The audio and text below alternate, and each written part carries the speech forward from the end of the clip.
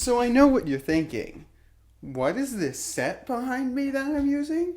Well, unfortunately for you guys, I don't really have a lot of space that I can use this for, so this is kind of just what you're gonna get. Now, if you've seen my channel before, you're probably very confused. You're probably thinking something along the lines of, the guy who uploaded Mario Kart clips is now talking about a movie that's 2 months old? And to that I say, Avatar The Way of Water is a 12-year-old sequel to the best, highest grossing movie of all time. Can you tell this is something I'm new to doing?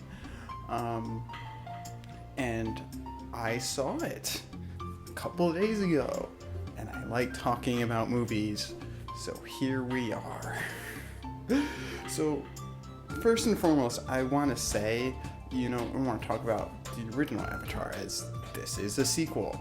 I mean, I would be surprised if you clicked on this video and not expected me to talk about it at all. So, Avatar, for what it was, I mean, the special effects were amazing in the day, and this was sort of an interesting experience for me because it was something I never actually saw in theaters. So that essentially means that this was the first Avatar movie I had seen in theaters. It doesn't essentially mean that. It does mean that. And so right from the gate, I can say I can understand it. I can understand the appeal of the movie. And obviously, I've seen the first one before. I've seen it multiple times. Last time was definitely a couple years ago, so it was a little hazy, but I remember the general idea. And the special effects is absolutely gorgeous, and that's something I want to start out by saying is I want to give props to the production team because this movie looks gorgeous. The scenes where so a lot of the film obviously focuses on the fact that these people are moved to a water colony, and that's where they live now. And so there's a lot of roaming the underseas and swimming and looking at the wildlife, and it is just drop dead gorgeous. It's just beautiful. And so I get it, I see it, and what makes this film so much more awe-inspiring than the first is not just that the technology has come so far. It's that, the first one, it obviously focused on the humans, right? It was focused on Jake Sully, who was a human and changed. And so that film was 50-50 humans and avatars. I mean, I don't know what the exact percentage is, but approximately. This one, the humans are the antagonist. They're the people trying to get them. And, even some of the bad guys are avatars. So, if I were to describe how much of this is, how much of what was going on, it was completely CGI, I would probably say 80-20, which is ridiculous. I mean, so it's not like The Lion King where it's all CGI, but it's pretty close. And that's why I want to give props to the production team, to everybody who worked on this film and the special effects, because not only does it look gorgeous, but it sells it to you. There wasn't a single moment I was watching this film and I was thinking, this guy doesn't look real. These blue people I'm watching, they're humans in motion tracker suits. I was completely lost and completely immersed, and if you were to tell me that is why the film took so long to happen, I wouldn't be surprised because of that. Because of how much work, just goes into 2 seconds of the film. It's incredible. And so I really want to give props to it. And that's sort of the biggest thing I liked about the movie was that. So I'm going to get into some more plot details now. So, I'm going to talk about minor spoilers. I mean, this movie's been out for 2 months. I assume if you're watching this, you've seen it, or, you don't care. But, so I'm going to talk about some minor spoilers that weren't in the trailers, but it doesn't spoil like, any major plot points or anything. So the plot, like, especially in the beginning, I mean, once they move to the water colony, it's sort of let the special effects take over, and I liked, sort of the kids bonding and everything, but the plot at first, it sort of feels a bit recycled. So, it starts out with a montage of what's been happening with Jake since the first movie. And, it's a lot of your basic stuff. Had kids, has a family, he became chief. All of that's to be expected. And then it cuts to the colonel from the first movie, who, if you don't remember the first movie, he was human, and he was the main human antagonist, and he was killed. And so it cuts to him, whose consciousness has been implanted in an avatar. And I just want to say, like, some people may be going, like, how is that possible? Like, it doesn't really need an explanation. It's an extension of what they did in the first film, right? Because what they did in the first film is like that. It's just they had the host alive, controlling everything. And, because there's been a time gap, because, the kids aren't infants, right? So, I mean, if we also assume that the Nawi's age slower, as I feel like it's been implied in the first one, there's been at least 20 years between films. And so it's not surprising that in that time they've been able to, implant the stored consciousness in the Colonel into a full, Navi body. That doesn't surprise me, and I was a bit shocked by it. But when the movie first started, I was sort of feeling like, oh, this is all recycled, right? Because they sort of set it up as, the Navi, like, we're going to pretend to be Navi, and we're going to try to infiltrate the camps, and we're going to try to kill Jake, because screw Jake. And that sort of felt a little too familiar. It's like, okay, it's like the first one, but just like with some pieces swapped around.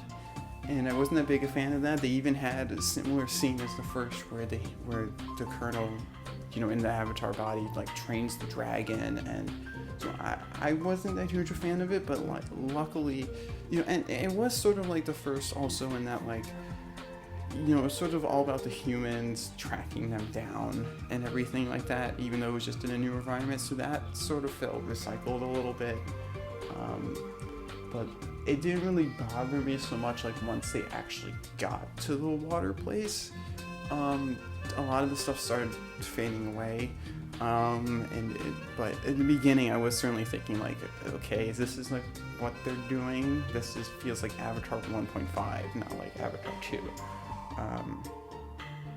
And so, but I mean, the plot, like, it wasn't amazing, but it wasn't bad either. I'm not gonna sit here and say, like, this movie was god-awful in terms of its storytelling. Just like I said, it's a lot similar to the first, and that, like, once they got, my favorite part, I think, of this movie in terms of its plot was once they got to the ocean part, and they were sort of bonding with everybody and learning the ways of the culture, and you were seeing how beautiful the ocean was and everything.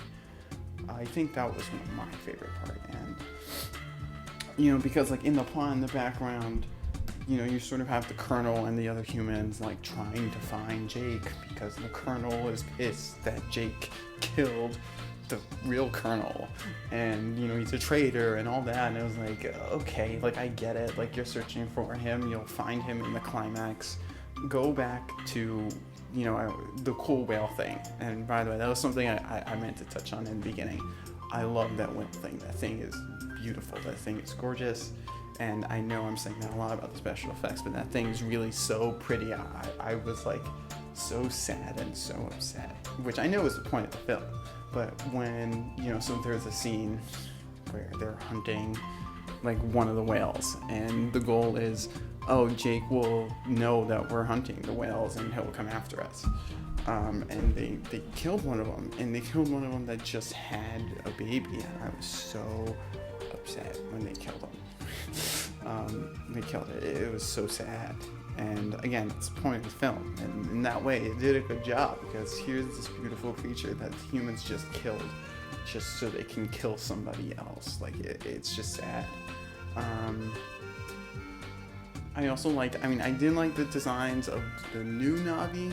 It made sense, and like they evolved differently and everything like that.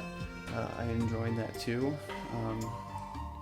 And so yeah, I think that's everything I'm gonna have in terms of minor spoilers, but I want to quickly talk about major spoilers, because there are two things that I want to talk about in terms of the way this movie ended. And there are two things that I feel like the movie could have done better, and so this is like spoiling the end of the movie, basically. Like, these are the two big things that are supposed to get you at the end. So if you, for some reason, like you still saw this and want to avoid all spoilers, like, now's the time to leave. Like, if you don't want me to straight up spoil the ending for you here, leave now. And so there were two things that this film did that I really wish they did differently. And one is, well, I guess I should have mentioned this in the minor spoilers, but the Colonel has a kid. Also, wait, actually, I should edit this around, because there is one thing I want to talk about in the minor spoilers section first. So, yeah, I guess I'll have to move the major spoiler warning around here. But first off, the Colonel has a son. Like, the real human Colonel had a son who was living with the Navi. I personally did not care for him that much. I think it was also partially that he was tied to the plot point. He was tied, like, he got captured like early on in the movie and was stuck like with the weird father version of himself. And I also found it annoying that he was like kind of indirectly helping them by bragging, like in the scene where he has to like train the winged beast thing. He's like, oh, you're doing this wrong, like Navi do this so easily. And it's like, why are you, like, you're like indirectly giving them guidance, like, don't you want them to fail? But so that I didn't really love. And there was something else.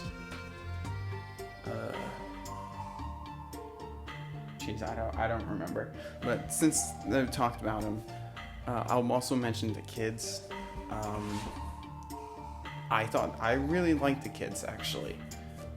Jake Sully's kids, because they're a huge focus of the film, and I really liked them. Especially, I'm not going to even bother trying to guess the name, pronounce the name. I don't want to mispronounce it. I'll put a photo on screen somewhere here. And he's sort of like the main focus of, like, he's the one who gets the most attention, and I really liked him. And they felt like believable, like it sort of felt like they were setting this up, right? Like, okay, like if James Cameron, he really is going to do 3 more of these movies, these guys are going to be the future. Like, this is who like Avatar 3 and 4 are going to be about, and then I don't know what they're going to do with Avatar 5, but this is what these are going to be about. And so I really liked them. I thought it set them up well. The romance was okay. I wasn't in love with that. But also I wanted to talk about this earlier, the saying, they had a saying like, your relationship with the ocean begins before life and doesn't end at death, so like we're all one with the ocean. That was really pretty, and there's this moment where obviously the heroes are in danger, and that brother as mentioned, was talking about saying this, like trying to encourage somebody to like, keep fighting, keep pushing through. And it really got me emotional just because of how pretty everything was, how beautiful they set up the ocean to be. It's like, I don't know, it sort of hit me a little bit, like, especially because the scene that was accompanying with it was also gorgeous. So I don't know, I really like that, and I really think it showed the beauty of our oceans, right? Like, well, you could say the first one showed the beauty of our forests, this one showed the beauty of our emotions. And I also remember that other thing I wanted to say, which was the way the action was handled in this film was actually really good, and it was actually pretty dark too. Like, this really skirted on the line of the PG-13, because there are some deaths in here that are just like gruesome, and most of them are implied, but there's one that's not, where like somebody's like against a bunch of chains and the whale thing is like pushing the ship and he gets flung and you like see his arm go flying. Like that's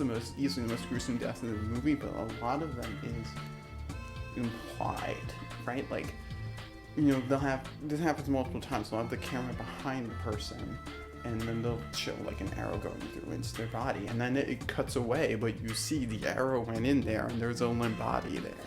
And there's plenty of examples like that. Like, I think the most gruesome death that they didn't show is there's one where, I think it's like right before the one of the guy with the arm, but where there's this like island and boat's going really fast, and I think like the whale pushed it or they're just not looking, and they skipped like this, and there's people on the boat, and you know, obviously the boat has a lot of speed. You know, this is momentum, this is physics here.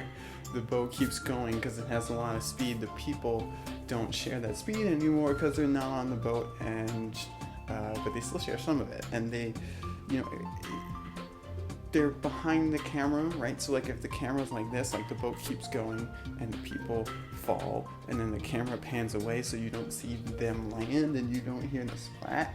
But like, that's pretty gruesome. And so I also think that worked really well, and obviously it's trying to show like just how much this violence is hurting our home and how bad it is, and I really appreciated that. I thought that worked pretty well. And so now I am going to talk about major spoilers. That whole major spoiler thing I was saying earlier, I'm not going to repeat it. It's true now. And so there are two things I really did not like about the ending of this film that I wish they changed. And the first one, last warning. First one is they saved the Colonel's life, right? So the Colonel and Jake at the end are during this big fight and underwater, obviously, it's the way of the water. And the Colonel looks dead, and then Spider goes and saves him. I really did not like this move, just in terms of like filmmaking. Like, it sort of doesn't leave a lot to desire with its character, unless they're suddenly going to, the only way I feel like this would be worth it is if they change the Colonel in Avatar 3, like if they make it so he's like, you saved my life, like you really are a good person, maybe I'm not going to try to kill you anymore. Like, then maybe it could earn it, but with this, I was not a fan. And I sort of felt like for the past two movies, it was the Colonel chasing out the Na'vi and trying to kill them. And I sort of feel like you're going to do that for a third movie. Like, I feel like it would have been better to let, I sort of feel like it was getting stale at the end of this movie. And you saved him, and you're going to keep him around for a third movie where he'll presumably do the same thing? Like, no, he should have died. Let somebody else do it and make them a bit more of a complex character. You can make them influenced by the Colonel, but I don't feel like it should be him. And so you have that. And also, what happens in the end is the oldest brother dies. And I guess you could have him die, but I wasn't in love with it, and I kind of get it in terms of the younger brother's arc, where he's always overlooked and favored for the brother, he's always overlooked and the older brother's favored, and so I kind of get it from that, but I don't know, I didn't love it. Right, especially, and so this is what I was going to say, I think Jake should have died. I think Jake Sully should have taken the bullet here. And, I think basically Jake Sully and that Colonel, when they're fighting, they should have both died. It's not obviously not hard to make. They get trapped or something. I don't know. Or, they almost were trapped. They both would have died, if their children didn't save them. Also, I was gonna say something I forgot to say about the Colonel is I get it in terms of the symbolism, because the Colonel chose to save Spider's life, so Spider's going to do the same thing.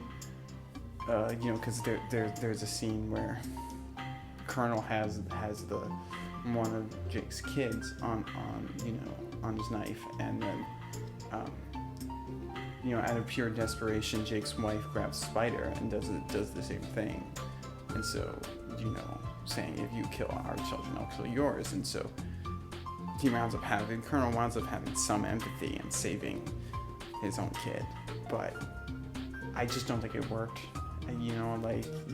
I feel like now in Avatar 3 they're going to have to really earn saving the Colonel when they should have left him dead. And so, we'll see if Avatar 3 does earn it. Maybe they'll come back here and I'll say, yeah, me saying that was, they earned it. But for me right now, they have to earn it.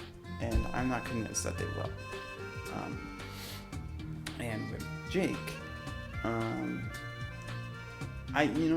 it just feels like a weird decision to me, because this movie was clearly setting up the children to be the future, right? Like, so much was focused on him that Jake sort of became a secondary character. He wasn't a secondary character, but for a good chunk, it was focusing on the children rather than him, and it sort of felt like they were prepping them to be the future, right? It sort of felt like they were prepping them so in Avatar 3, they would be the focus of the franchise. And that's why I think, thematically, if that's what you're going to do, and this clearly is what they're going to do, I think it would have been best if Jake bought it, if he just died.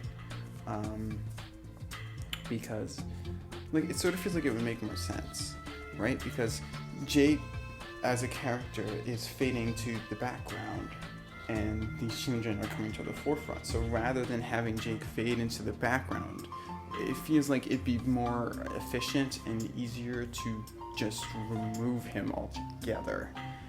And it would make sense too, because he started out fighting for the humans, and he was going to give his life for them and the Na'vi, and then he almost gave his life for the Na'vi in the first one. It would make sense. Jake's the type of character to do that. If anybody in this film was going to sacrifice himself for somebody else, it would be him. And so that to me just makes the most narrative sense. If you want these kids to be the future, and Jake to be, Jake carried it, and then, he's going to be going away, well, just remove him from the equation then, rather than just having him fade to the background. I just don't think it makes much sense. But for all I know, they're going to do that in the third film. But anyway, that's everything I have to say. If you enjoyed this, this is something I enjoyed. I just even enjoyed ranting about right now, and obviously I gotta do a little editing, but it's something I did enjoy. And so if you want to see more, feel free. I want to go to movie theaters more. I want to see more movies, and Ant-Man 3 comes out soon, and I'll probably watch that, and I might make a video on that too. So if you like this, please leave a comment letting me know you liked it. Subscribe, all that jazz. I said another bad word, and I forgot to give this movie a rating. So I'm just going to very quickly say, if you haven't seen this movie in the movie theater, go see it. The special effects, the production, everything is totally worth it, and I would really recommend you see it. If you haven't, or you don't, if you're watching this as it's not in theaters, is it worth your time, to watch it on Disney Plus, or, I guess Disney Plus.